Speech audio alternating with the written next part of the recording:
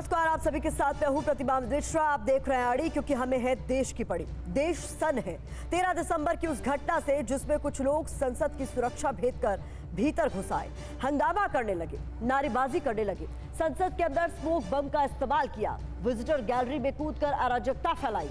इस घटना से न सिर्फ संसद की सुरक्षा पर सवाल उठे, बल्कि 22 साल पहले संसद पर हुए आतंकी हमले की बुरी यादें भी इस पूरे वाकये ने ताजा कर दी। सत्ता पक्ष और विपक्ष सभी इसकी निंदा कर रहे हैं। विपक्ष सरकार को इस चूक का जिम्मेदार बता रहा है, सरकारी नाकामी बताकर जवाब मांगा जा रहा है। इन सब के बीच घटना पर अब तक मौन राहुल गांधी को युवाओं की चिंता सताने लगी। दहशतगर्दी जैसे हरकत करने वाले आरोपियों से हमदर्दी जाग उठी। आज राहुल गांधी अचानक मीडिया कैमरे के सामने आए और कुछ ऐसा कह दिया जिस पर बड़ा सियासी बवाल खड़ा हो गया है।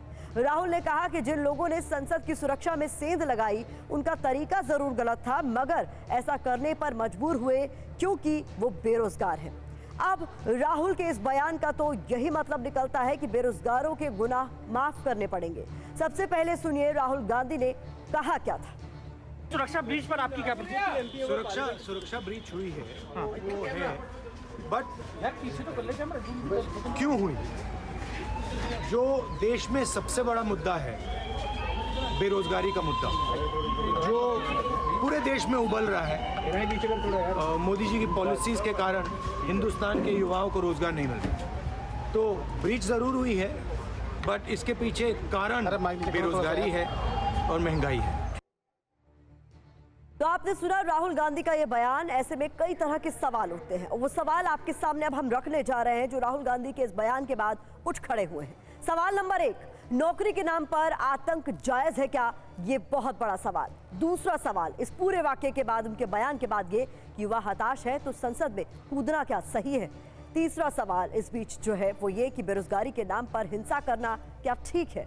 चौथा सवाल ये कि व्यवस्था में बदलाव के लिए अराजकता को क्या सही ठहराया जा सकता है? और पांचवा सवाल ये कि राहुल संसद साजिश के धुआंवादियों के क्या साथ खड़े हैं? ये तमाम वो ऐसे सवाल हैं जिसका जवाब तलाशने की कोशिश करेंगे, और इस बीच हमारे साथ बहुत सारे मेहमान भी अड़ी में हमें ज्वाइन करेंगे। लेकिन राहुल गांधी ने जो आज बयान दिया है उसको लेकर सियासी भूचाल जरूर आ गया है। कुछ आंकड़े आपके सामने हम रखने जा रहे हैं ताकि आप समझ सके कि बेरोजगारी को लेकर राहुल गांधी ने जो बातें कही और महंगाई को लेकर जिस तरीके से उन्हें हवाला दिया, सरकार को वो कोस रहे हैं और आरोपियों की अराजकता को जायज ठहरा रहे हैं। मगर आंकड़े क्या कहते हैं? कांग्रेस और बीजेपी राज में विकास की जो रफ्तार है वो आखिरकार क्या है? आपके सामने जो हम कुछ आंकड़े रख रहे हैं उसे आप देखिए।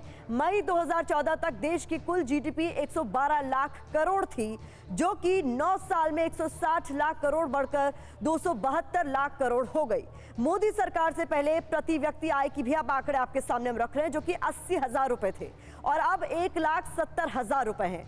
2014 तक बेरोजगारी दर की भी बात कर लेते हैं। तो बेरोजगारी दर 3.4 थी 2014 तक, जो 2023 में बढ़कर 8.1% हो गई है। मई 2014 में खुदरा महंगाई दर के आंकड़े आपके सामने 8.33% थी, और वहीं नवंबर 2023 में खुदरा महंगाई दर 5.55% रही। तो ये तमाम आंकड़े आपके सामने रख रहे हैं ताकि इस पर भी आगे हम चर्चा करें। बेरोजगारी और महंगाई की बात करने वाली कांग्रेस राज और बीजेपी सरकार में अब क्या बदला, ये भी आपको समझना होगा। खासतौर पर शिक्षा, स्वास्थ्य, बिजली व्यवस्था कैसी है, आपके सामने हम कुछ आंकड़े रख रहे हैं। 2008 से मई 2014 तक कांग्रेस की सरकार में 33,038 किलोमीटर सड़क बनी, और मई 2014 से जून 2019 तक बीजेपी के 4.5 साल की सरकार में 33,361 किलोमीटर सड़क का निर्माण हुआ। 2012 तक 5,56,000 गांव में बिजली पहुंची, जबकि 2022 तक 5,97,000 गांव रोशन हुए। इसके बाद कुछ आंकड़े और ये कि 2014 में मोदी सरकार बनने से पहले घरेलू गैस सिलेंडर की कीमत 414 रुपए थी, जो 2023 में बढ़कर 1,100 रुपए हो गई है। 2014 तक देश में 15,18,000 स्कूल थे, जो कि 2023 में घटकर 14,89,000 हो गए हैं।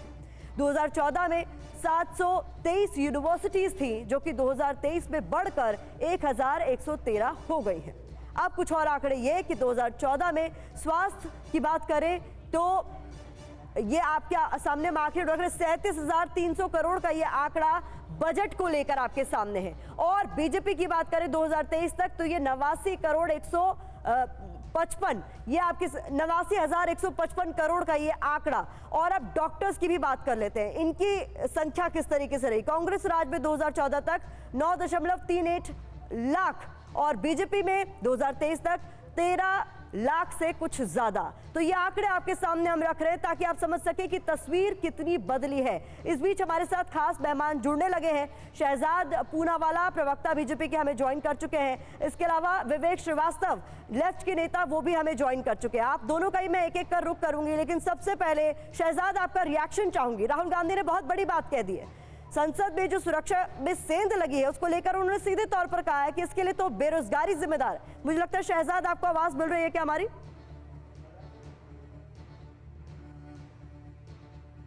शहजाद को शायद हमारी आवाज नहीं मिल रही है। विवेक जी, आपका मैं रुख करना चाहूंगी। आज जो राहुल गांधी ने बात कह दी, अब इस पर हंगामा बरप रहा है कि जिस तरीके से सुरक्षा सेंध का ये पूरा मामला था, उस पर ये कह देना कि बेरोजगारी की वजह से ये सब कुछ हुआ। नहीं, जब देखिए, कोई भी आदमी जो है, कोई भी व्यक्ति, कोई भी ऑपोजिशन वाला, कांग्रेस या राहुल गांधी जी भी, कोई ये थोड़ी ना चाहता है कि संसद के ऊपर अटैक हो और लोगों के साथ कुछ इस तरह की हरकत, ऐसा कोई नहीं चाहता। Everybody wants safety, everybody wants progress. लेकिन प्रॉब्लम कहाँ है? प्रॉब्लम है कि जब देश की जनता, देश का युवा बेरोजगार रहेगा, पढ़ाई महंगी रहेगी। आपने बहुत सारे आंकड़े रखे डेवलपमेंट के लेकर, कुछ आंकड़े मैं दे देता हूँ। अभी रिसेंटली एक बच्चा मेरे पास आया था, बोला sir I want to do LLB। मैंने पता सरकारी कॉलेजेस में BA LLB, Indian institute of science, Indian institute of management Rohtak, सरकारी संस्था है। 6.5 लाख रुपए फीस है 1 साल की, 5 साल का कोर्स है, 30 लाख रुपए फीस, रहना खाना पीना हॉस्टल में होगा। Indian institute of management Ahmedabad पे आ जाइए, सबसे जो बड़ा इंस्टीट्यूशन ऑफ मैनेजमेंट हमारे देश का है, वर्ल्ड लेवल का है, सरकारी है। उसकी फीस 25 लाख रुपए है 2 साल की करीब, शायद उससे ज्यादा ही है, रहना खाना पीना अलग। IIT की फीस आपकी बढ़ चुकी है। प्राइवेट स्कूलों की फीस यहाँ बैठे सभी दर्शक जानते हैं। हम लोग नोएडा में, हम स्टूडियो है ग्रेटर नोएडा, आप चले जाइए, इतनी सारी यूनिवर्सिटीज हैं, फीस पता करिए। एवरेजली पुअर कॉलेज की फीस भी 2-2, 2.5-2, 3-3 लाख रुपए सेमेस्टर है इंजीनियरिंग की। यहाँ पे हाल चल रहा है। ठीक है, मैंने आपकी पूरी बात मैं सुन रही हूँ विवेक जी, लेकिन मैं सवाल ये पूछ रही हूँ, क्या बेरोजगारी अगर एक बड़ी वजह है आज के समय में, अगर हम मानते हैं कि बेरोजगारी दर बढ़ी है, हमने वो आंकड़े भी दिखाए, लेकिन इसके लिए क्या आतंक की राह चुनना ठीक है? मैं आतंक शब्द का कोट अनकोट इसलिए इस्तेमाल करी क्योंकि UAPA के तहत पूरा मामला चल रहा है इस वक्त। नहीं, बिल्कुल ठीक बात है, बिल्कुल नहीं। कोई भी ऑपोजिशन पार्टी का कोई भी नेता इस हमले को जस्टिफाई नहीं कर रहा है, इंक्लूडिंग राहुल गांधी जी। कोई नहीं जस्टिफाई कर रहा, कोई वायलेंस के फेवर में नहीं है, पीसफुल प्रोटेस्ट के फेवर में है। लेकिन डर इस बात का है, भाई उस हमले में तो सभी पार्टियों के सांसदों की जान खतरे में थी ना, सिर्फ बीजेपी की तो नहीं थी। तो ऐसा तो नहीं होगा, अगर ऐसी वारदात होगी तो हमारे जो पार्टी के लोग हैं, कांग्रेस पार्टी के लोग हैं, वो अफेक्ट नहीं होंगे। तो कोई वायलेंस फेवर में नहीं है। लेकिन अगर इस तरह की हरकतें बढ़ती चली गई। शहजाद हमारे साथ जुड़ गए हैं, पहले उन्हें आवाज दी जा रही थी, अब उनसे भी रिएक्शन ले लेते हैं। शहजाद, राहुल गांधी ने जो कहा वो तो आपने सुना ही। अभी विवेक जी भी कह रहे हैं कि तमाम आंकड़े से इशारा कर रहे हैं कि जनता त्रस्त है, युवा परेशान है। तो लेकिन सवाल यही उठता है कि फिर ये जो किया गया उसे सही ठहराया जा रहा है क्या? नहीं, जिस प्रकार के कुतर्क राहुल गांधी से लेकर इंडी गठबंधन के नेता अधीर रंजन चौधरी, संजय राउत, इन्होंने भूले भटके युवा क्या है, और अभी जो विवेक श्रीवास्तव कह रहे हैं, उससे तो मुझे कोई हैरानी की बात नहीं समझ में आती। 2001 में भी जब हमला हुआ तो अफजल गुरु को भी हालात का मारा, भूला भटका बोला था इन लोगों ने।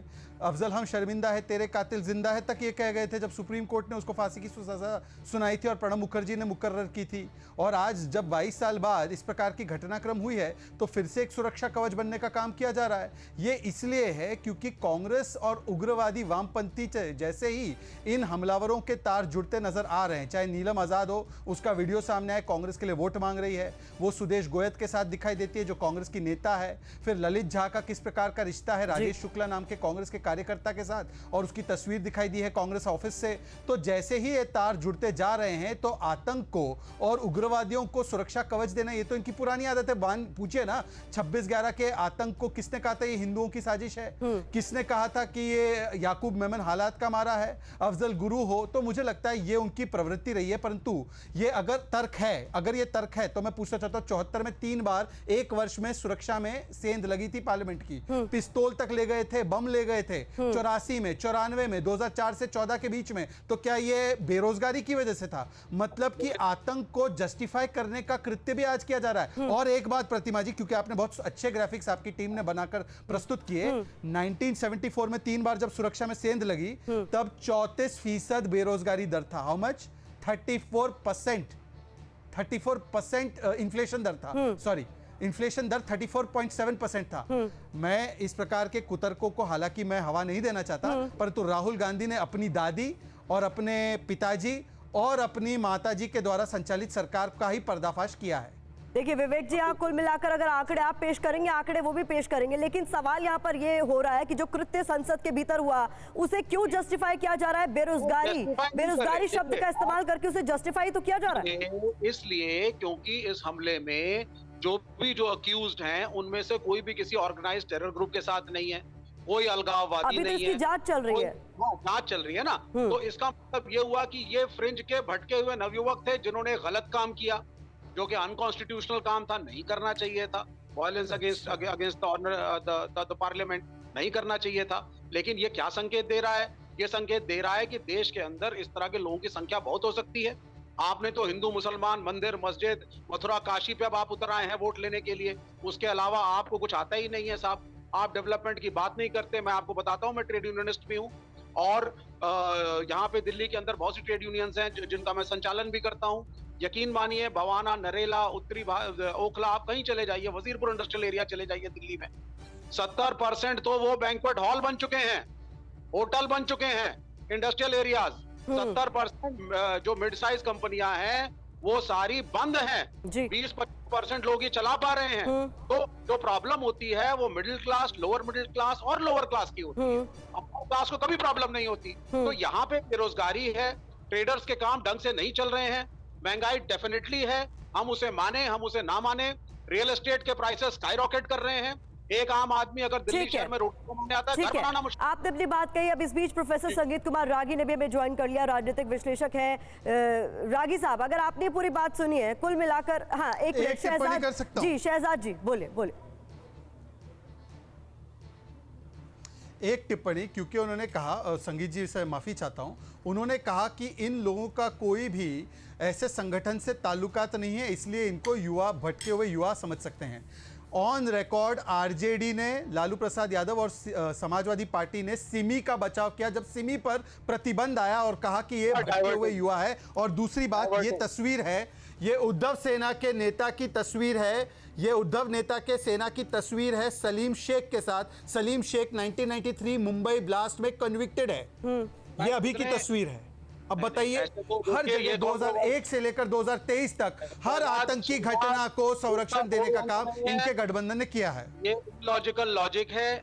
बीजेपी जैसे एक बड़ी पार्टी अपने को कहती है साहब हमारे 70 मेंबर्स हैं, we are one of the biggest. क्या लालू ने सिमी को डिफेंड नहीं किया? क्या लालू ने सिमी को डिफेंड नहीं किया है? क्या आप बता दीजिए। हर लालू ने सिमी को डिफेंड किया है, हाँ या ना? क्या आप यहाँ पे बैठ के भाजपा के हर कार्यकर्ता की गारंटी ले सकते हैं? कितने मेंबर हैं आपकी पार्टी के? आज के युग में ये पॉसिबिलिटी नहीं हो पाती है। People are free to join a party, come over there, और लोग आपके यहाँ भी आ रहे हैं। लेकिन क्या आपका नेतृत्व, आपकी पार्टी आइडियोलॉजी, आपके शीर्ष के नेता क्या किसी गलत काम में हैं? क्या वो देश को गलत दिशा में ले जा रहे हैं? क्या किसी ऐसी? ठीक है विवेक जी, मुझे जानकारी मिल रही है कि कांग्रेस के प्रवक्ता अर्शप्रीत खडियाल ने भी हमें ज्वाइन कर लिया है। रागी सर, मैं आपका इसके बाद रुख करूंगी। अर्शप्रीत साहब, किस तरीके से इस पूरे बयान को आप देखते हैं, क्योंकि इस पर अब कांग्रेस को पूरी तरीके से घेरा जा रहा है कि जो हुआ उसे क्या बेरोजगारी का नाम देकर जस्टिफाई किया जा सकता है? संसद के अंदर जिस तरीके से सेंध हुई है सुरक्षा में, जस्टिफाई तो किसी ने करने की कोशिश की नहीं है। ये तो सिर्फ कारण बताया गया है कि बेरोजगारी और महंगाई कारण है। अब दूसरी बात, पीटीआई ने रिपोर्ट किया है, एक Delhi police official who was aware of the investigation said they had explored certain ways that could be impactful in sending their message। अब यहां से क्लियर हो जाता है वो एक मैसेज कन्वे करने की कोशिश कर रहे थे। अब तीसरी बात पूछना मैं इनसे चाहता हूं कि होम मिनिस्टर साहब का अभी तक बयान क्यों नहीं आया? होम मिनिस्टर साहब की चुप्पी के पीछे कारण क्या है?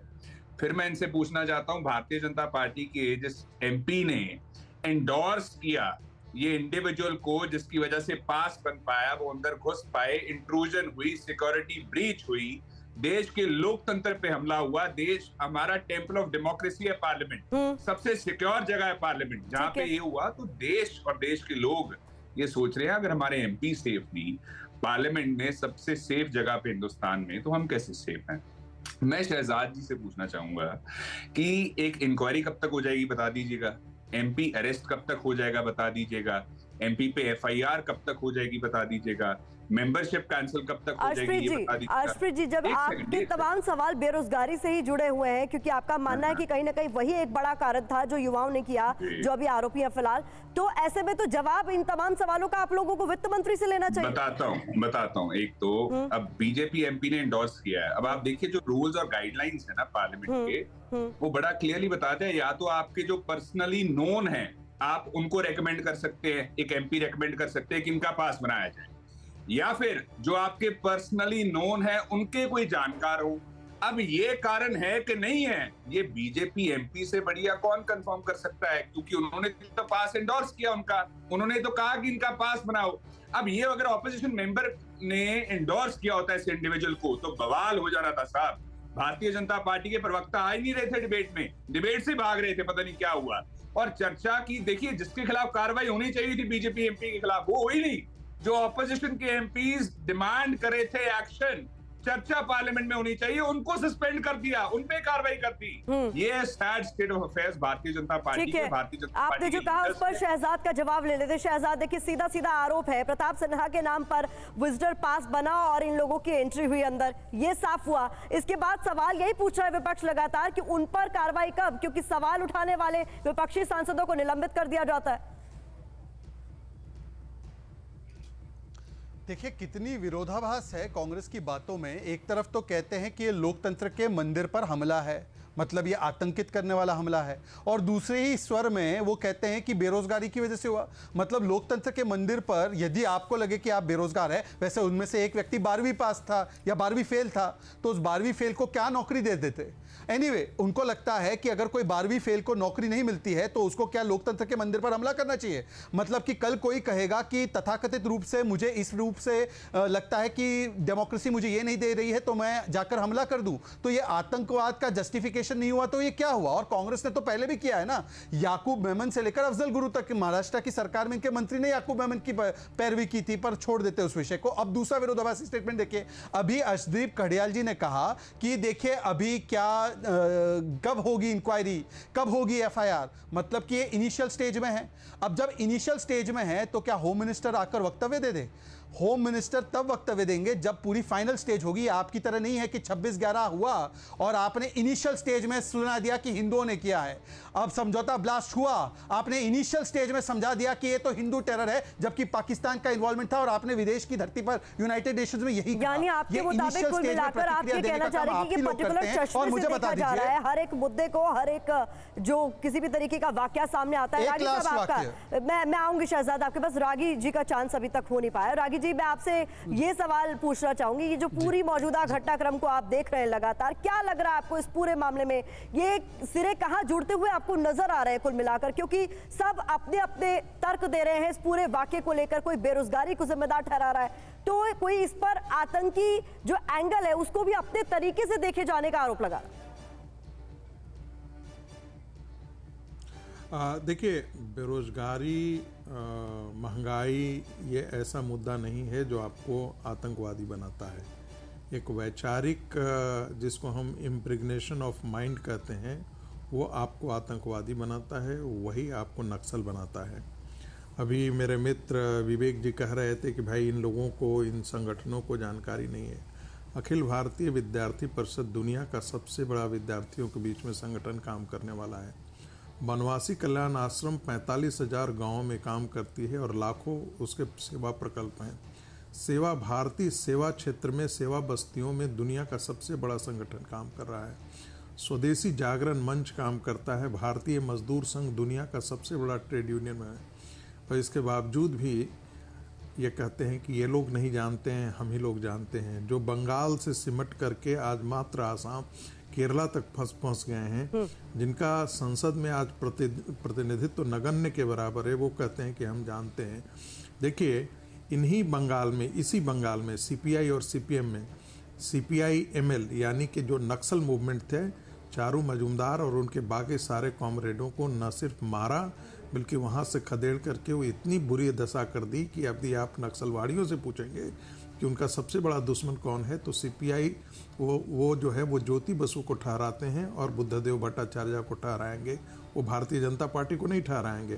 क्योंकि और वो सवाल उनका क्या होता था, यही सवाल होता था, न्याय, असमानता, बेरोजगारी। राजस्थान के अंदर बेरोजगारी 30% थी, वहाँ पर तो कोई आकर के वहाँ से गैलरी में जा कर के नहीं कूद पड़ा। जो एवरेज भारत की बेरोजगारी थी उससे 6 गुना ज़्यादा, 6.5 गुना ज़्यादा बेरोजगारी दर जो है वो राजस्थान में थी, लेकिन वहाँ तो कोई आकर के इस प्रकार का काम नहीं करने गया। राहुल गांधी या कांग्रेस नेतृत्व दरअसल वामपंथी गिरोह के चक्कर में पड़ गया है, ठीक है, और उसके अपनी मूल धारा से कट गया है। यदि किसी भी 10 सेकंड में अपनी बात खत्म करूंगा, जी। और यदि किसी भी आप वरिष्ठ कांग्रेसी से बात करेंगे वो कभी भी इन चीजों को सत्यापित नहीं करेगा, ठीक है। लेकिन दुर्भाग्य क्या है कि जब आप ऐसी तर्क ला करके खड़े करते हैं और भगत सिंह के साथ जोड़ते हैं तो लगता है कि अंदर से आप जो आपने कहा है रागी जी, जो आपने कहा है उस पर मुझे लगता है कि अमित शाह का बस 10 सेकंड मुझे और दीजिए। अमित शाह के बारे में कहा जाता है कि 100 सुनार का और 1 लोहार का। ऐसा नहीं कि अमित शाह जी जवाब देने नहीं आएंगे, लेकिन जब जवाब देने आएंगे तो वो वामपंथी गिरोह और सारे लोग तिलमिला जाएंगे, ऐसा मुझे पक्का यकीन है। और ये सुनियोजित षड्यंत्र का हिस्सा है। ये कोई ऐसे भटके हुए पथिक और फिर से पटल पर आ गए हैं, क्योंकि ये जो वाकया हुआ है इसको जस्टिफाई करने की कोशिश की जा रही है कहीं ना कहीं, और इसको लेकर जो सवाल उठा रहे हैं यहाँ पर वो यही बोलकर उठाया जा रहा है कि क्या राहुल गांधी भी अर्बन नक्सल के समर्थक है? नहीं, अर्बन नक्सल तो कुछ होता ही नहीं। अर्बन नक्सल तो इन्होंने कॉइन किया है जब डर लगता है वामपंथियों से, हमारे किसान आंदोलन से, हमारी ट्रेड यूनियन मूवमेंट से। फार्मर्स बिल पे हम लोगों ने एजुटेशन को समर्थन दिया, वापस करवाया, प्राइम मिनिस्टर ने अपोलोजाइज किया, टुक बैक द लॉज। तो डरते हैं ये लोग, क्योंकि इनको पता है कि सड़क के ऊपर काम करने वाले हम ही लोग हैं। यूनिटी है, बेशक संख्या बल अभी कम है पार्लियामेंट में, लेकिन यूनिटी पूरी है और लड़ाई हम जारी रखेंगे। आइडियोलॉजिकली हम लोग साउंड है। हम लोग ये नहीं करते कि स्वदेशी जागरण मंच बनाइए 1991 में और उसके बाद आप 100% FDI की बात करके डाइवर्ट हो जाइए। पहले कहिए तो स्वदेशी होना चाहिए, आत्मनिर्भर भारत बनाएंगे, फिर कहते हैं साहब हमारे बस का नहीं है, फॉरेन कंपनियां लाओ, दलाली लो और इनको आगे बढ़ाओ। ये जो डिस्क्रिपेंसीज आ गई हैं संघ परिवार के अंदर और बीजेपी में, ये काम वामपंथ का नहीं है। सीटें कम या ज्यादा जो हमारी आइडियोलॉजी है हम उसके साथ ही चलेंगे। दूसरी बात बेरोजगारी है। बीएमएस की इन्होंने बात करी कि भाई सबसे बड़ा ट्रेड यूनियन फेडरेशन है, बीएमएस के साथी मित्र हैं, हम लोग बात करते हैं। सरकार खुले में उनको आंदोलन करने से रोकती है क्योंकि उनका एफिलिएशन रूलिंग पार्टी के साथ है। जैसे कि लेबर लॉस की बात आप ले लीजिए, जो 4 श्रम कानून तो विवेक जी यहाँ पर आप ये कह रहे हैं कि आंदोलन करने से रोक दिया इसलिए संसद में जाके कूदना ठीक है? संसद को जगह बना लिया जाए आंदोलन के लिए। ये कोशिश करिए, ये कोशिश करनी चाहिए कि ऐसी व्यवस्था ना कर दीजिए देश में कि चलना मुश्किल हो जाए सांसदों का, चाहे किसी भी पार्टी के हो। ये कह रहे हैं राहुल गांधी वायलेंस को जस्टिफाई नहीं कर रहे हैं। वो मैच्योर्ड आदमी है, बड़े नेता हैं। मतलब आप ये कह रहे हैं कि इतने बुरे हालात हो गए हैं कि सड़कों पर चलना तक मुश्किल हो गया? हो जाएगा अगर इसी तरीके से मंदिर मस्जिद में लिप्त रहोगे। और अब काशी और अब मथुरा शुरू हो गया है, अब लेटेस्ट मथुरा हो रहा है साहब, कोर्ट के चक्कर काटे जा रहे हैं, झगड़े करवाओ। अलग मुद्दों को यहाँ मत इकट्ठा कीजिए सर, लंबी बहस हो जाएगी। शहजाद जवाब देना चाह रहे हैं, फिर मैं अर्शप्रीत आपका रुख करूंगी। हाँ शहजाद। सबसे पहले तो केवल एक तथ्यात्मक रूप में जानकारी दे दूं, अर्बन नक्सल ये शब्द पता है पहली बार किसने इस्तेमाल किया? 2013 में हलफनामा देकर तत्कालीन उप गृह मंत्री शिवराज पाटिल ने ऐसे माओइस्टों को जो ओवरग्राउंड रहकर समर्थन देते हैं, वैचारिक बौद्धिक समर्थन, उनको अर्बन नक्सल कहा था हलफनामा देकर। ये ऑन रिकॉर्ड की बात है और नक्सलिज्म को सबसे बड़ा थ्रेट बताया था। चलिए ये बात को अलग रख देते हैं। दूसरी बात देखिए, अच्छा लगता है जब लेफ्ट के लोग, कम्युनिस्ट पार्टी के लोग आंदोलन की बात करते हैं। वो तियानमेन स्क्वायर का दृश्य सामने आता है कि कैसे टैंक चढ़ा दिया था, कैसे ये लोग हमेशा से बुलेट के बारे में बात करते हैं, बैलेट के बारे में नहीं। और आज वही विचारधारा आंदोलन की बात करती है, परंतु लोकतंत्र में आंदोलन किस प्रकार से करना और आंदोलन आंदोलन हिंसा का रूप नहीं ले सकते। पॉइंट नहीं है तो चाइना और पाकिस्तान के अलावा देखिए मैं आपको बताता हूँ। देखिए प्रतिमा जी ये तरीका गलत है, मैंने पूरी बातें सुनी। विवेक जी सुन लीजिए, प्रतिमा जी मेरा ऑडियो, प्रतिमा जी कम से कम हम अपने ठीक है एक एक कर। चीन का नाम आया तो आप भी चुप नहीं रह पाए विवेक जी। मैं इस ठीक। हाँ शहजाद। प्रतिमा जी, मैं इसलिए कह रहा हूं कि देखिए, जैसे कि कुछ ऐसी विचारधाराएं हैं जो लोकतंत्र के साथ इनकम्पैटिबल होती है। इस्लामिज्म, लेफ्टिज्म, ये इनकम्पैटिबल है। इसीलिए जहां से ये लोग आए हैं, इनकी विचारधारा आई है, वहां पर ये कभी भी लोकतांत्रिक तरीकों से नहीं बारी जुड़ का पाया। इंतजार कीजिए। भाई प्रतिमा जी, ऐसे डिबेट नहीं हो पाएगी। नहीं, आपकी बारी का इंतजार कीजिए। विवेक जी, आपको प्रतिमा जी, this is not बराबर debate। मौका आप- मिल रहा है। प्लीज प्लीज विवेक जी, नहीं बीच में नहीं। विवेक जी, बंगाल में हम विवेक जी, एक एक कर जो वो बोल रहे हैं उस पर आपको जवाब मिलने का मौका मिलेगा ना। एक एक कर। नहीं नहीं, विवेक जी, ऐसे नहीं चलेगा, बिल्कुल नहीं। Please Pratima, this is not the way, this is not the वे। यदि इस प्रकार से टोका टोकी होगी तो मैं इस डिबेट में प्रतिभाग नहीं बन सकता। ठीक है शहजाद। नहीं, आपकी अनुमति नहीं चाहिए। एंकर अगर संचालित कर सकते तो ठीक है। प्रतिमा जी, अगर आपकी अनुमति हो तो मैं अपनी बात रखूं बिना टोक टाक के। मैंने किसी को नहीं टोका। बिल्कुल कहें प्रतिमा जी, क्योंकि हम लोग बात कर रहे हैं कि किसके स्वभाव में लोकतांत्रिक मूल्य है, तो ये जो विचारधारा है लेफ्टिज्म की या इस्लामिज्म की, ये वैसे भी लोकतंत्र के साथ कंपैटिबल नहीं है। जहां पर भी इस्लामिस्ट लोग या लेफ्टिस्ट लोग सत्ता में है, कहीं पर भी लोकतंत्र है क्या? इसलिए ये एक विषय था, परंतु ये मूल विषय नहीं है। मैं मूल विषय पे आना चाहता हूं। मैं आपको बताना चाहता हूं 1974, 26 जुलाई, 26 नवंबर, 11 अप्रैल, 84, 94 हर जगह पर घटना हुई। अर्शदीप खडियाल मुझे एक बार बता दे कि गृह मंत्री, तत्कालीन गृह मंत्री ने उस समय पर बयान दिया हो। हर इस घटना में लोकसभा के स्पीकर ने कमेटी गठित की, उसमें आगे की जांच हुई और उन्होंने रिपोर्ट रखी। आज ये प्रक्रिया उनको ठीक क्यों नहीं लगती? और बेरोजगारी की वजह से हो रहा है। मतलब आतंकवाद को जस्टिफाई करने की कोई सीमा होगी या नहीं होगी? क्योंकि आपने बेरोजगारी शब्द का इस्तेमाल किया, जैसा कि राहुल गांधी ने भी किया, तो हमारे साथ जुड़ गए एक अर्थशास्त्री सुनील अलग जी। उनका रुख करना बहुत जरूरी हो जाता है। सुनील अलग जी, इस पूरे मामले पर नजर आपकी भी बनी होगी लगातार, और इस बीच राहुल गांधी आते हैं और वो ये बयान दे देते हैं कि बेरोजगारी ही एक बड़ी वजह है कि युवाओं को ऐसे कदम उठाने पड़ रहे हैं। संसद में सुरक्षा चूक मामले पर बोलते हुए उन्होंने ये बड़ी बात कही। आप इस पूरे वाक्य को किस तरीके से देखते हैं बेरोजगारी के परिप्रेक्ष्य में? अब देखिए, मैं किसी पार्टी का नहीं हूं, तो इस पहले दफा मैं कह देता हूं कि किसी पार्टी का नहीं बोल रहा हूं, कि किसी के बेहाफ पे नहीं बोल रहा हूं। लेकिन पॉपुलेशन मेन प्रॉब्लम है। 140 करोड़ लोग हैं हमारे पास, जो संजय गांधी जो आप कांग्रेस के थे उन्होंने कंट्रोल करने की। अगर पॉपुलेशन हम कंट्रोल करेंगे तो सब चीज कंट्रोल हो जाएगा, चाहे इन्फ्लेशन हो, चाहे बेरोजगारी हो, जो भी कहें। देखिए, बेरोजगारी, मोदी जी जो करंट गवर्नमेंट है, जो उन्होंने बेरोजगारी पे काफी उन्होंने काम किया है। ये नहीं कि अब कह सकते हैं कि पूरी काम हो गई है, ये करना है, वो करना है। देखिए, उन्होंने जो इंफ्रास्ट्रक्चर है उस पे बना रहे हैं। अगर आप बेरोजगारी समझ रहे हैं कि भाई साहब, अगर मैंने कांग्रेस स्कूल खत्म कर दिया, ये कर दिया, तो मुझे मैनेजर का जॉब मिलना चाहिए, मैं कूली का काम नहीं करूंगा, नौकर का काम नहीं करूंगा, इलेक्ट्रिशियन नहीं बनूंगा, प्लम्बर नहीं बनूंगा, तो देखिए कहां जाएगी ये देश। अब जो पॉपुलेशन, जो हमारी प्रॉब्लम है, जो सब कुछ चल रही है, देखिए अगर आप बाहर देश में जाते हैं तो अगर आपका किसी का ड्राइवर हो, किसी का प्लम्बर हो, तो आप घर पे बुला के उसको चाय व कॉफी पिलाते हैं। हम तो नीचे नजर से देखते हैं। अगर एटीट्यूड नहीं चेंज करेंगे तो जॉब्स कैसे क्रिएट करेंगे? ठीक है। तो चाहे आप जिस पार्टी के हो, आप चाहे जो भी हो, देखिए अर्बन और जो बिजनेस के तरफ से, देखिए हम कहते हैं कि रूरल स्पेंडिंग ज्यादा हो, अर्बन स्पेंडिंग ज्यादा हो, जितने इनकम ज्यादा हो उतना ही ज्यादा खर्च होगा, उतना ही हम प्रोडक्ट बनाएंगे। जितने फैक्ट्रियां लगेंगे उन पे और भी ज्यादा फैक्ट्री, जिस तरह से गवर्नमेंट कह रही है जितने फैक्ट्रीज लगेंगे उसमें ज्यादा बेरोजगारी कम हो जाएगा। लेकिन पॉपुलेशन कंट्रोल कौन करेगा? यही तो हम कह रहे हैं। देखिए, लेफ्टिस्ट में या कांग्रेस या बीजेपी जो भी कहेगी, बहुत आराम से पॉपुलेशन प्रॉब्लम, इन्फ्लेशन और ये बेरोजगारी, अनएम्प्लॉयमेंट, ये तीन एवर सिंस इंडिपेंडेंस से चला आ रहा है जी। अब हर एक बार यही प्रॉब्लम अगर आप कहेंगे, और आप क्या कह रहे हैं, क्या मोदी जी क्या कर रहे हैं, क्या नहीं कर रहे हैं, उस पे आप करिए ना। जनरल स्टेटमेंट मत दीजिए कि अनएम्प्लॉयमेंट बढ़ेगा। आप बताइए कि मोदी जी कहेंगे कि मैंने इतना किया, एंटरप्रेन्योरशिप जितना नंबर्स आए हैं, इतने आए, तो बढ़ता गया ना। अब आप कोई भी यहाँ पे, मैं जितनी बार सुनी है कि एक भी नहीं कहा कि भैया मुझे अगर गवर्नमेंट मिलेगा तो मैं ये करूंगा।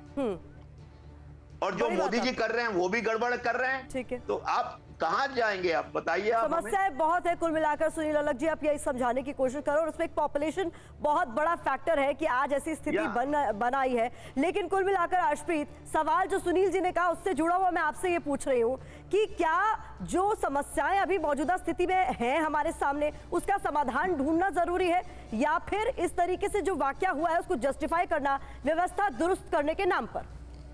देखिए, पहले जो आपका सेकंड लेग ऑफ क्वेश्चन है मैं उसका जवाब दे दूं।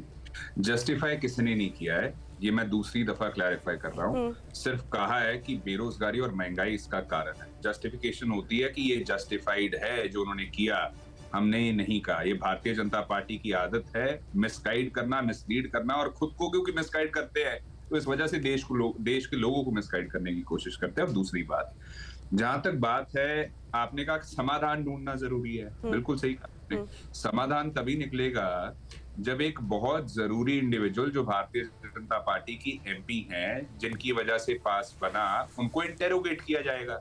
इंटेरोगेट उनको किया नहीं जा रहा। मैं पूछता हूँ, इतने दिन हो गए, भारतीय जनता पार्टी के जो एमपी हैं, क्या उनको इन्वेस्टिगेशन में ज्वाइन करवाया गया? क्या उनको इंटेरोगेट किया गया? कोई सवाल जवाब पूछेगा कि आपका क्या रिश्ता था, बताइए उससे। इस इंडिविजुअल को आपने अंदर इंडोर्स किया कि उसको अंदर भेजा पास बना करके, क्या वो आपके नोन थे, आपके रिश्तेदार थे, आपके परिवार के मेंबर थे, आपके एक्वेंटेंस थे, क्या थे? ये बताना जरूरी है भारतीय जनता पार्टी। ये तो अर्शप्रीत साफ कर दिया गया था ना इस पूरे वाक्य के बाद। मैं इसमें एक सवाल आप ही से पूछूंगी, तो ये साफ कर दिया गया था कि जो भी इसमें मामले में कल्प्रिट पाया जाएगा, वो कोई भी हो, उसके खिलाफ कार्रवाई होगी। ये तो साफ कर दिया गया था। लेकिन जब सिक्योरिटी ब्रीच को बेरोजगारी से जोड़ दिया जाता है, तभी सवाल पूछा जाता है कि क्या जस्टिफिकेशन दिया जा रहा है कि ये इसलिए हुआ क्योंकि ऐसा हुआ। देखिए, ऐसा है, ये तो मैंने आपके सवाल का जवाब दे दिया। जस्टिफाई कोई नहीं कर रहा है इसको, और कर भी नहीं सकता है। लेकिन ये जो आपने इंक्वायरी की बात की कि कह दिया गया था, बेरोजगारी तो चुनावी मुद्दा है ना। आप लोगों ने जो अभी हाल ही में विधानसभा के चुनाव हुए, उसमें बेरोजगारी को ही तो मुद्दा बनाया और जनता ने भी जवाब दिया। मैं बताता हूँ, मैं जवाब देता हूँ, मैं आपको जवाब देता हूँ। मुझे 1 मिनट अनइंटरप्टेड दे दीजिएगा।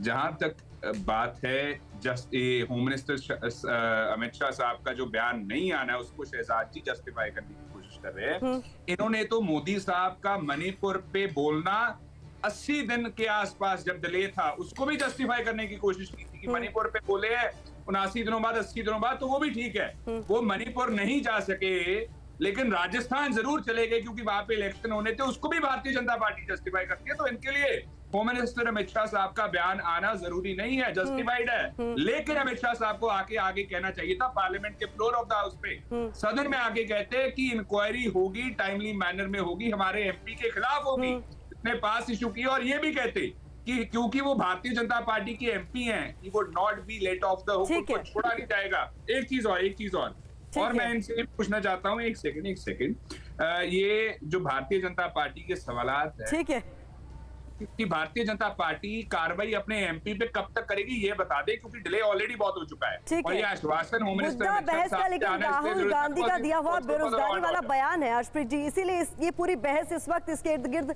चल रही है। रागी जी, आप कुछ बहुत तेजी से खाते हुए नजर आ रहे हैं, आपने पूरी बहस को अभी तक सुना, क्या है आपका कहना?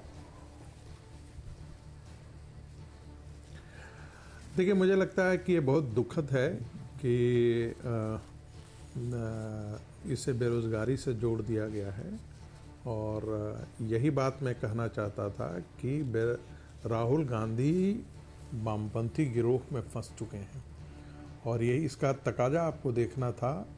तो जब छत्तीसगढ़ का चुनाव झारखंड का चुनाव हो रहा था, एक तरफ उनके होम मिनिस्टर पी चिदम्बरम जो है ऑपरेशन ग्रीन हंट चला रहे थे, नक्सलवादियों को सफाया करने के लिए हॉट परस्यूट की बात करते थे। विवेक जी, आप मुस्कुराए जैसे ही रागी जी ने कहा कि वामपंथियों के जाल में राहुल गांधी फंस गए। दूसरी इनको वामपंथियों से डर बहुत ज्यादा लगता है। जैसे ही वो झारखंड के चुनाव में, दूसरी तरफ झारखंड में जब वो चुनाव में गए, तो उन्होंने कहा कि ये वैचारिक लड़ाई है।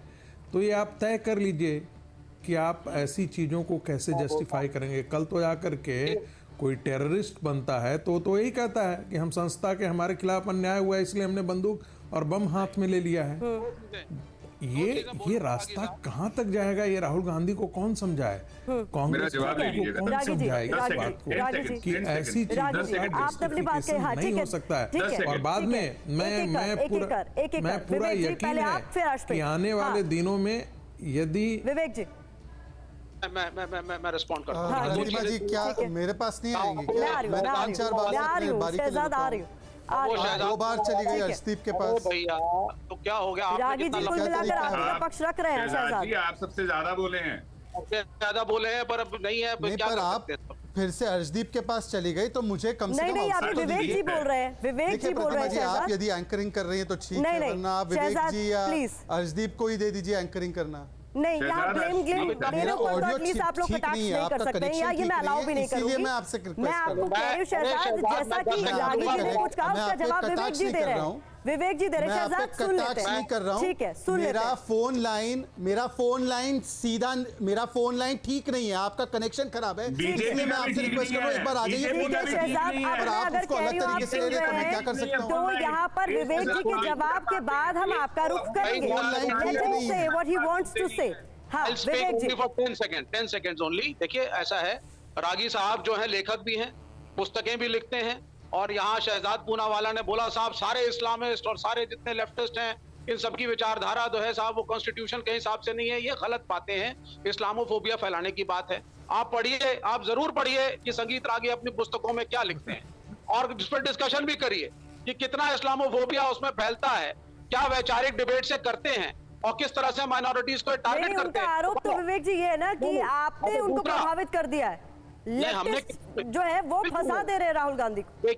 देखिए ऐसा है, हमारा रिश्ता कांग्रेस से आज का नहीं है, इंडिपेंडेंस टाइम के पहले से है। ठीक है। पहली चीज, हम लोग ये लड़ते, गांधी जी लड़ते थे अहिंसा के रास्ते पे। नहीं, आप ये बताइए कि ये कभी आपका बताइए कि विरोध रहा है, कभी आपका साथ केजीबी रहा है। आखिर फाइल तो पैसा तो देती थी इसीलिए आप लोगों को। नहीं, ये कोई केजीबी कहीं से नहीं है। केजीबी रागी साहब, पैसा तो वामपंथियों को इसीलिए देती थी कांग्रेसियों को कोई किसी बचाने के पैसा लिए। नहीं देती थी। हम लोग केरल में भी लड़ते हैं कांग्रेस के साथ, ठीक है। पहले बंगाल में लड़ते थे, लेकिन मित्रोखिन डायरी हम कांग्रेस की बहुत रिस्पेक्ट करते हैं। कांग्रेस एक बड़ी सेकुलर पार्टी रही है जिसका योगदान देश की पॉलिटिक्स पे हम नहीं नकार सकते, और सेंट्रल लेवल पे चाहे वो यूपीए 1 हो या अन्य इश्यूज हो, हम लोग ठीक कांग्रेस है। के साथ खड़े रहे हैं, और INDIA में भी हम सम्मानित घटक दल है हमारा। 10 सेकंड इसको 10 समझिए आप। सेकंड ठीक प्रतिभा जी, मैंने 10 है, सेकंड ही ठीक लेने है। हैं, अश्विन, आप 11 अपनी सेकंड। जल्दी बात पूरी कीजिएगा, फिर बिल्कुल, शहजाद का मैं बिल्कुल। करूंगी। कुल मिलाकर आपने सुना ये तमाम लोग क्या कह रहे हैं। मेरा तो जी, इतना जी, ही कहना है, जी।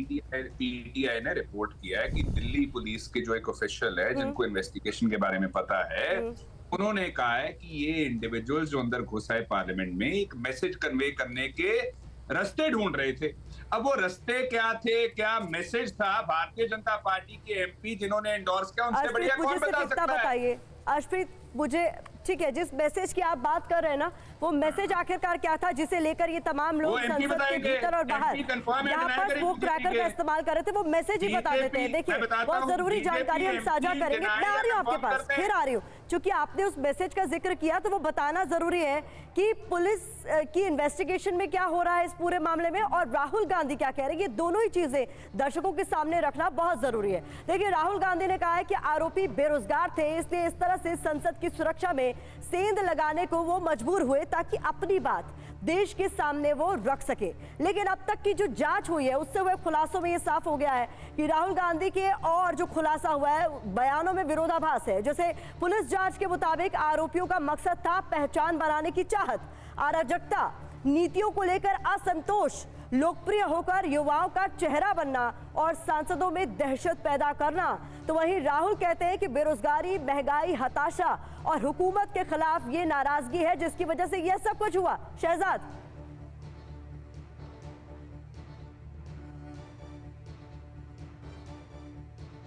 शहजाद, आप मुझे सुन पा रहे हैं? आया प्रतिभा जी को तो दिल्ली पुलिस हाँ, का मैं सुन पा रहा हूँ। प्रतिमा जी, सबसे पहले तो मैं आपसे कह दूं, अब प्रतिमा जी क्या तरीका है भाई? प्रतिमा जी, आपने मुझे बोला है बोलने के लिए, अगर आपका पीसीआर टेस्ट करेगा तो मेरी बात आएगी। नहीं, डिबेट ओवर नहीं हुए, you are continuously on air. Shahzad का मैं ये पर इस पर वर्जन लेकर मैं आपका ही रुक कर, just give me a second. ठीक है, प्रतिमा जी, सबसे पहले तो आप मेरी बात समझिए कि आपके पीसीआर ने मुझे जिस प्रकार से जोड़ा है, मुझे एक शब्द सुनाई नहीं दे रहा है। मैं ब्लाइंड में डिबेट कर रहा हूं एक तरीके से। इसलिए मैंने आपसे रिक्वेस्ट किया कि जब तक ये फोन कनेक्शन की रहमत है मेरे पर, तो आप मेरी स्टेटमेंट ले लीजिए, क्योंकि मेरी जवाबदेही है। यदि आपको नहीं लेना है तो मुझे कोई आपत्ति नहीं। आप अपनी बात थैंक यू वेरी मच। और शहजाद। आप रिक्वेस्ट करिए कि मुझे कोई इंटरप्ट ना करे, मुझे कुछ सुनाई नहीं दे रहा, including what you are saying. अब मैं अपनी बात रखता हूं एक एक करके। पहले तो मुझे बता दीजिए कि अर्शदीप खडियाल जी कहते हैं कि हमने कहा कि दिस इज जस्टिफाइड एक्ट। हमने तो केवल कारण बताया।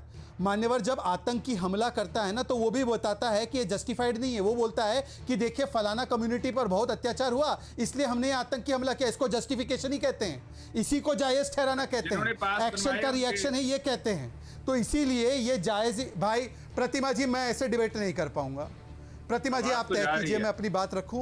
आप 2 बार उनके पास गई, 2 बार विवेक के पास गई, आप मेरे पास आई हो, परंतु मुझे नहीं। आप नहीं, प्रतिमा जी, ये तरीका है? प्रतिमा जी, क्या ये तरीका है डिबेट का? Pratima, is this the way to debate? मैं आपसे रिक्वेस्ट करके पूछ रहा हूं। एमपी बता देंगे।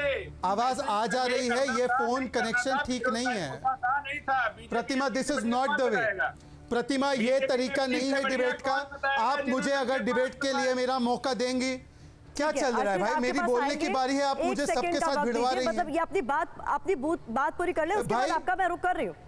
This is not the way. Shahzad, नहीं प्रतिमा, आप अगर मेरे देखिए प्रतिमा जी, मैं बड़े शालीनता से मैं हमेशा डिबेट करता हूं, अनुशासन से। जब मेरी बारी आती है मैं तब बोलता हूं, मैं किसी के बीच में नहीं बोलता। यदि ये मेरे अनुशासन पालन करने को मेरी कमजोरी समझा जाएगा तो कृपया करके आपका पीसीआर मुझे हटा दे। अन्यथा मुझे सिंगल विंडो पर लेकर, जैसे आपने अर्शदीप को 2 बार मौका दिया, मुझे अपना पूरा मौका। वो बीच में बोलेंगे ही, पहले ही ऑडियो खराब है भाई। मैं अपनी बात रख सकता हूं बिना हस्तक्षेप के? प्रतिमा, आपसे एश्योरेंस। Go ahead. अब नहीं रख सकते। Thank you very much, I am very indebted to you and your channel. Pratima ji, तय कर लीजिए आप। शहजाद, आप अपनी बात कही ना, इतनी देर से आप ही के पास है, आप ही को बोलने का मौका दिया। पर वो लगातार भाई, मैं लगातार नहीं, ये जो लगातार हस्तक्षेप और टोका टाकी हो रही है भाई, मैंने तो किसी को नहीं टोका। एंकर के रूप में आप मेरी बात चाहती हैं या नहीं चाहती, या उनको एनकरेज करना चाहती हैं? शांत रहिएगा, वो अपनी बात कह ले, फिर मैं एक एक कर आपका रुख करूंगी। शहजाद, ये तो अजीब बात है कि हम कोई अनुशासन और कर्टेसी से डिबेट करता है तो उसी को ताना मार रहे हैं कि आप डिबेट करना चाहते कि नहीं करना चाहते। एनीवे, मैं अपनी बात रखता हूं क्योंकि मैं पार्टी का रिप्रेजेंटेटिव हूं। मैं कोई स्टेपनी नहीं हूं किसी पार्टी का जहां यहां पे आके लेफ्ट पार्टी के नाम पर अपनी बात रख रहा है। मैं अपनी बात पूरी करता हूं। देखिए, समस्या यह है कि जस्टिफिकेशन ही होता है जब आप कहते हैं कि एक आतंकित करने वाली घटना इसलिए जायज है क्योंकि कुछ लोग तथाकथित रूप से बेरोजगार है। इसी संदर्भ में मैं पूछना चाहता हूं कि जो 74 में या जो 84 में या 94 में घटनाएं हुई, तो क्या वो जायज ठहराई जा सकती हैं क्या? क्योंकि वो बेरोजगारी उस समय पर चरम पर थी, महंगाई चरम पर थी। दूसरी बात, इन्होंने कहा कि अरे इस्लामिस्ट को उन्होंने इस्लामोफोबिया फैला रहे हैं, कम्युनिस्ट के बारे में गलत फैला रहे हैं। मुझे एक मुस्लिम बाहुल देश बता दीजिए जहां पर लोकतंत्र है। इराक में है, ईरान में है, कहां पर है? एक नाम बता दीजिए विवेक जी। आपकी मूल विचारधारा ही कंपैटिबल नहीं है, इसीलिए कभी बंदूक उठाना या कभी आंदोलन के नाम पर आंदोलन के नाम पर इस प्रकार की अराजकता करना, ये मूल आपकी विचारधारा है। तीसरी बात प्रतिमा जी, तीसरी बात, मैं तो कह रहा हूं बाकी सब छोड़ दीजिए। तीसरी बात प्रतिमा जी, तीसरी बात, उन्होंने कहा, उन्होंने प्रताप सिम्हा के बारे में कहा। हम तो कह रहे हैं प्रताप सिम्हा हो या कोई भी हो, किस संदर्भ में, किस प्रकार से, किस परिस्थिति में पास दिया गया, उसकी निश्चित जांच होगी। परंतु आज मुझे बता दीजिए कि जो कांग्रेस पार्टी के नेता ऐसे लोगों को संरक्षण देते हुए उनके संपर्क में पाए गए हैं, उनके ऊपर कांग्रेस पार्टी क्या कार्रवाई कर रही है? और कांग्रेस पार्टी के नेता ये बता दे कि इंडी गठबंधन का, नासिक का बड़ा नेता इंडिया अलायंस का, वो तो कन्विक्टेड आतंकी के साथ पाया गया, तो उसके ऊपर क्या कार्रवाई कर रही है? मौका दे रही हूँ शहजाद आपको बता के। ठीक है अर्शप्रीत। देखिए, 2 चीजें मैं कहूंगा। जहां तक तो ये कन्विक्शन की बात करते हैं और सारी पार्टी को एट्रीब्यूट करने की कोशिश करते हैं। भारतीय जनता पार्टी के एक एमएलए कन्विक्ट हुए थे, जो मिजोरम के एमएलए थे। और करप्शन में वो कन्विक्ट हुए थे। 1.5 करोड़ का मामला तो सारी भारतीय जनता पार्टी को एट्रीब्यूट कर दीजिए, सारी बीजेपी करप्ट है, फिर ये लॉजिक हमारे पे इंप्लीमेंट करने की कोशिश कीजिएगा। दूसरी बात, जहां तक मैसेज की बात है, देखिए आपने प्रतिमा जी आपने बताया कि पुलिस ये कह रही है, मैं पीटीआई की ऑफिशियल जो रिपोर्टिंग है on the basis of Delhi police official, जो दिल्ली के पुलिस ऑफिशियल ने बताया है कि वो मैसेज कन्वे करना चाहते थे। अब मैसेज क्या है और अगर वो मैसेज था नहीं था, ये तो भारतीय जनता पार्टी के एमपी सबसे बढ़िया बता सकते हैं। अब शहजाद जी कह रहे हैं इंक्वायरी होगी, बहुत जल्द होगी। ये बहुत जल्द कब आएगा साहब? टाइम बाउंड कीजिए, इसी चैनल पे बताइए, कल तक हो जाएगी, परसों तक हो जाएगी, चौथे तक हो जाएगी, कब तक होगी साहब? सारा देश पूछ रहा है। क्योंकि अगर ऑपोजिशन का कोई मेंबर होता तो भारतीय जनता पार्टी के प्रवक्ता जैसे डिबेट से भाग रहे थे ना पिछले 3 दिनों से, वैसे भागते ना, आप सवाल उठाते, इंक्वायरी करते, सब कुछ करते। तो ये दोहरे मापदंड, double standard Bharatiya Janata party क्यों अडॉप्ट कर लेती है जब अपना एमपी, अपना लीडर को इन्वॉल्व हो जाता है? ये हमें समझ नहीं आ रहा। और बात भी किसकी है? पार्लियामेंट की। और दूसरी बात, हुआ भी कब? जब 22 साल पहले ऑन द सेम डेट ऐसा ही इंसिडेंट हुआ था, पार्लियामेंट पे अटैक हुआ था। उस दिन तो सिक्योरिटी सबसे ऊपर होनी चाहिए थी और उसके बावजूद स्मोक कैन्स अंदर आ जाते और अगर वो जहरीले होते तो वहां पे मैसेकर हो सकता था। और उसके बावजूद भारतीय जनता पार्टी इस मामले को छोटा कर रही है, ठंडा करने की कोशिश कर रही है, ना बोल के ना इंक्वायरी अपने एमपी पे करा के। इसे कहते हैं पॉलिटिक्स ऑफ कन्वीनियंस। लेकिन शहजाद ने इस डिबेट की शुरुआत में कहा था कि 70s और 80s के दौर में पिस्टल लेकर कोई शख्स संसद सदन में दाखिल हो गया था, तो सिक्योरिटी ब्रीच तो वो भी था। तब बेरोजगारी का हवाला क्यों नहीं दिया गया? महंगाई का हवाला क्यों नहीं दिया गया? बताता हूँ हवाला क्यों नहीं दिया और क्यों दिया गया है। पहले तो तब क्या पुलिस ऑफिशियल ने कहा था कि वो एक मैसेज कन्वे करने की कोशिश कर रहे हैं? यहाँ पे तो पुलिस ऑफिशियल ने कहा है, पीटीआई ने रिपोर्ट किया और मैंने आपके चैनल पे कोट कर दिया। और इस चीज को कंफर्म या डिनाई बीजेपी एमपी से बढ़िया कौन कर सकता है, जिन्होंने एंडोर्स किया है? मैं तो ये कह रहा हूँ, अब ये बीजेपी एमपी को ले आइए या तो चैनल पे, क्योंकि इंटेरोगेशन इन्वेस्टिगेशन तो हो नहीं रही है, सवालात कोई हो नहीं रहे हैं। तो अब ये भी बताइए मुझे, ये भी बताइए, और ये सवाल मेरा सभी से है, सभी इस पर सोचेगा भी कि अगर आज की डेट में जिस तरीके की तर्क आप लोग रख रहे हैं, कोई बेरोजगार युवा अगर इस तरीके से कोई भी अपराध में शामिल होता है तो उसे देखने का नजरिया बदल दिया जाए, अपराध अपराध नहीं रह जाएगा? नहीं, कौन कह रहा है? कौन कह रहा है? प्रतिमा जी बताइए जरा। नहीं, मैं तो यही जानना चाह रही हूँ ना। बिल्कुल नहीं, बात तो ये है कि मैंने किसी को एट्रीब्यूट नहीं किया, लेकिन ये कह देना कि ये बेरोजगार थे और ये एक मैसेज देना चाह रहे थे, तो मैसेज देने का जो तरीका था कहीं ना कहीं उसे भी जायज ठहरा दिया गया। मैं बताता हूँ प्रतिमा जी, अब अक्यूज पुलिस कस्टडी में है और जब पीटीआई ने बात की पुलिस ऑफिशियल से who knows about the investigation, तो उन्होंने बताया कि ये मैसेज कन्वे करने की कोशिश कर रहे हैं। अब मैसेज क्या है ये बढ़िया भारतीय जनता पार्टी के एमपी से बढ़िया कौन जानता है? उन्होंने तो एंडोर्स किया, उससे पूछ लीजिए ना। शहजाद देखिए, अभी अर्शदीप खड़ियाल ने कहा और मुझे धन्यवाद करूंगा, उन्होंने कहा कि ये तो मैसेज, प्रतिमा जी, इस खड़ियाल ने कहा कि अभी इन्होंने कहा कि मैसेज करने की मंशा भी हो सकती है। वाला ने कहा, हम भी कह सकते हैं, जरा तहजीब से पेश आइए। मैंने आपको शहजाद जी कह के बुलाया। प्रतिमा, इस कांग्रेस के प्रवक्ता ने कहा कि मैसेकर करने की मंशा भी हो सकती है। ठीक, ये अभी उन्होंने कहा। अब मैसेकर करने की मंशा अगर हो सकती है, अरे अगर स्मोक जहरीली होती जो कैन में से निकली थी। प्रतिमा जी ने तरीका, प्रतिमा ये क्या तरीका है? फिर से इंटरप्शन, प्रतिमा फिर से इंटरप्शन, प्रतिमा मेरी बात आने दीजिए, आपसे मैं गुजारिश करता हूं।